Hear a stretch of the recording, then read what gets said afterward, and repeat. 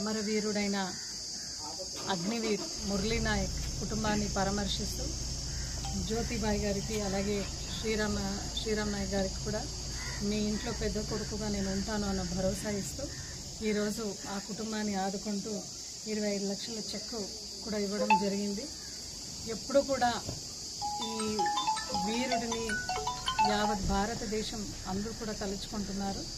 ఉగ్రవాది దాడిలో తన ప్రాణాన్ని అర్పిస్తూ ప్రజల్ని దేశంని రక్షించిన అమరవీరుడు మురళీ నాయక్ వాళ్ళ సాహసాన్ని ఆయన దేశభక్తిని ఎల్లప్పుడూ కూడా మేము గుర్తుపెట్టుకుంటాం. ఇంకా రాబోయే రోజుల్లో కూడా ఈ కుటుంబానికి ఖచ్చితంగా మేము వైఎస్ఆర్సీపీ పార్టీ అలాగే మన క్యాడర్ మన లీడర్స్ మళ్ళా జగన్మోహన్ రెడ్డి గారి ఆశీస్సులు ఎల్లప్పుడూ కూడా ఉంటుంది అని మీ అందరూ కూడా సమన్వయంగా చెప్పుకుంటూ మురళీ నాయక్ గారు చనిపోయినారు అని తెలిసిన వెంటనే ప్రప్రథమంగా పరామర్శిస్తూ జగన్మోహన్ రెడ్డి గారు నేను మీ ఇంటికి వస్తాను పరామర్శిస్తాను అని చెప్తున్నారు.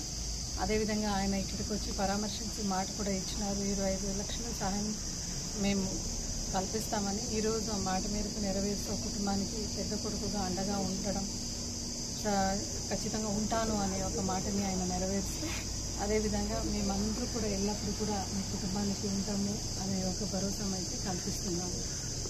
వందే వందే అమర్ హై అమర్ హై అమర్ హై అమర్ హై వందే బోలో భారత్ మాతా కీ బోలో భారత్ మాతా కీ.